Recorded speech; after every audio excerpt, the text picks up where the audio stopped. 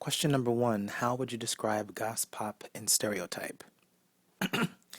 Well, gospop is more of an inspirational pop record, and stereotype is a multicultural, international opus of running cultural themes, more to me, more 70s inspired. Although there are elements that do go into the future, but the future is the past. Gospop is simply more of the gospel. I don't even want to say it's necessarily gospel genre because it's really outside of that, but it's the more inspirational version of what I envisioned pop to be. So, gospop actually originally was supposed to come out in, I believe it was '08. Yeah. So I added a few things to it, and certain fans that remembered me from my previous brand wanted it, so I just re-released it. Stereotype, it's just a whole different beast.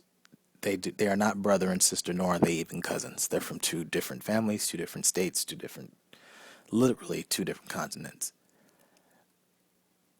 Stereotype seems much more conceptual, with the songs labeled with different ears and drawing on a 70s sound. Is there something that you were trying to convey musically or lyrically about that era? Well, that's pretty simple to answer, and I'm going to try to keep my answer short. I have the tendency to be verbose. I put the year, there was a colon after the title of the song, and then on many of the songs you'll find a year that followed it subsequently.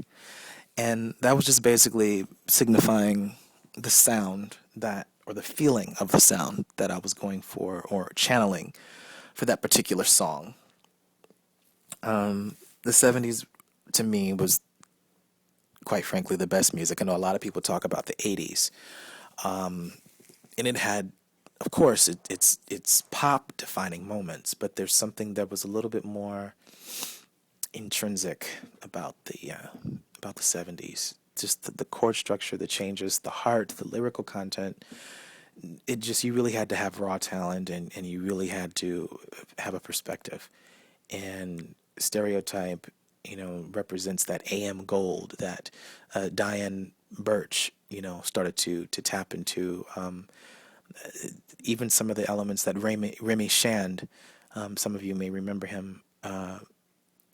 Remy Shand was, you know, uh, also a one man band, but a lot of his influences came from, particularly the late 70s.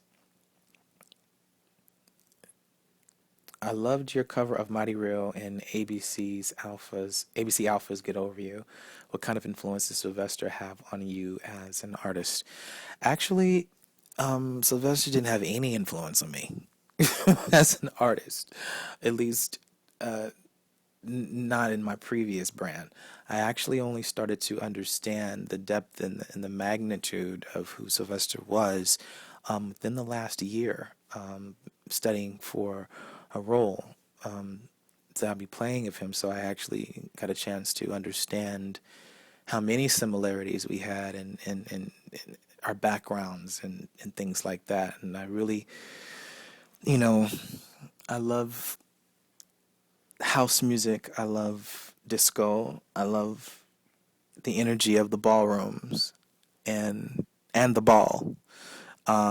Just the energy, the cat calls, the fierceness, the competitiveness of it. So, but I also gag for vocals, and both of those songs. I wanted to combine all the elements that make the kids go wild, and I just feel that Sylvester did a lot of things that were very courageous, for that era because nobody was openly gay and killing like he was killing. I mean, he wasn't just a novelty act. He actually had substantial hits and was an actual legitimate talent. Um, and he was a nonconformist, and he was fabulous at everything that he did. So in that regard, we do have similarities, but there was no. It wasn't like he was a major influence on me coming up, and that's how I evolved. I really, honestly, did not understand who he fully was until, as I stated earlier, last year. Really. Number 4, judging from the Jackson Magic mixtape, Janet and Michael have obviously been an influence. What kind of impact did their music make on you? First of all, the Jacksons are very much in the sense. Let me take that back. The Osmonds are very much like the Jacksons because the Osmonds are legendary for being the one take Osmonds, particularly back in the days of variety specials when you really did have to nail it the first time, which meant you had to rehearse and not just rehearse, but rehearse perfectly. And the Jacksons were known for that. So their work ethic and their discipline as a family inspired me. And then, of course, the two that popped out of that large family of 9 were Janet and Michael. Michael, of course, we all knew was the epicenter of that whole family earthquake. But the aftershock literally was Janet Jackson. And there was just an element of I like the precision of Mike. I like the diligence of Mike. I like the grandioso of Mike. But I love the street credibility that Janet always brought to her videos. There was something she always did that in her choreography that really touched the urban youth. And that's something that still to this day carved her separately. I mean, it's really difficult to compare the two. And of course, Michael had his share of influence upon her, but I think it's very important that we realize that Janet on her own is a force to be reckoned with as a dancer. And even her vocals, a lot of people, look towards Mike. And sure enough, he can sing, but particularly in his youth, he was unparalleled. But Janet Jackson actually can sing too. And her layering and background vocals are, like I said, they're just unparalleled. No one can stack like Jan. So they've had a major influence. I mean, that's why I call it the Jackson Magic mixtape. Certain songs, were more from Mike, but my allegiance and truly my biggest artistic influence as an artist has been Janet Jackson, hands down. Number 5, what other artists have influenced you as a singer, songwriter, visually, wardrobe wise? Oh, Bowie, David Bowie. When I was really young, I saw this movie he starred in called The Labyrinth, and his visuals and vocals and just his overall acting prowess was very intriguing. He seemed very much mystical, and there's an element of myself that's very mysterious. I like to keep that mystique, so I definitely identified with him there. And before then, I was really, really young. I mean, a baby, and I was watching SNL. This was, I mean, a long time ago. I remember this is one of the first images I ever saw of television that I can remember, around 79.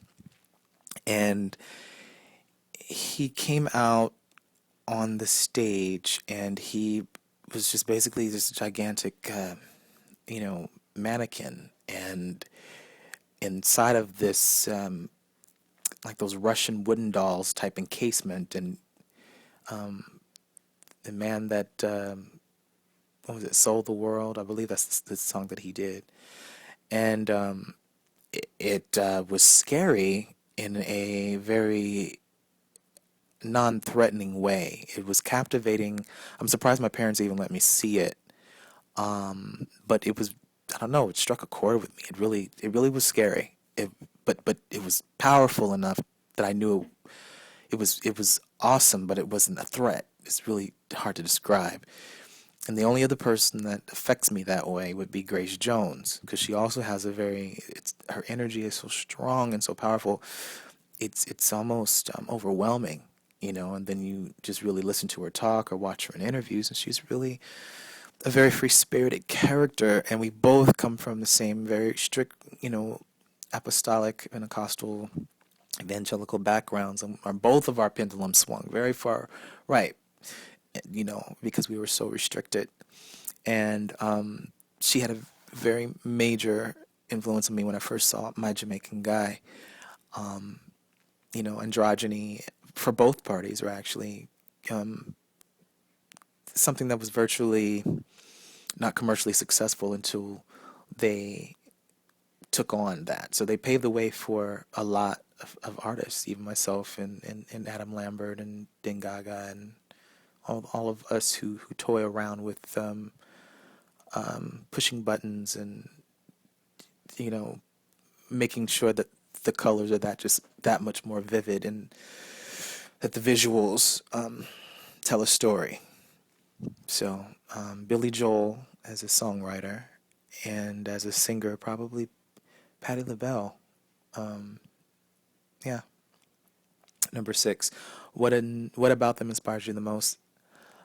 Billy Joel, his songwriting is it's awesome storytelling and it's from the heart. And there's a protagonist, there's a antagonist, there's an arc to the story. There is a I don't know. He's a storyteller, a songwriter, an interpreter of a particular situation, and he just knew how to create certain nuances with his chords that actually resonated with the theme or that resonated with what the character was saying at that time.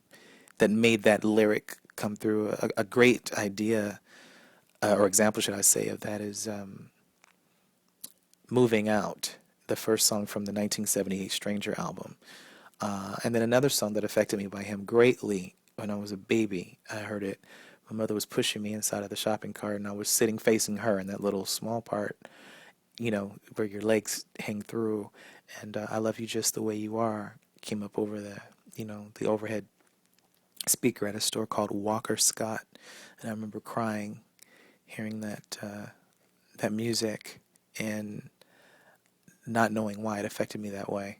But I knew I wanted to make music that did that to others from that point on.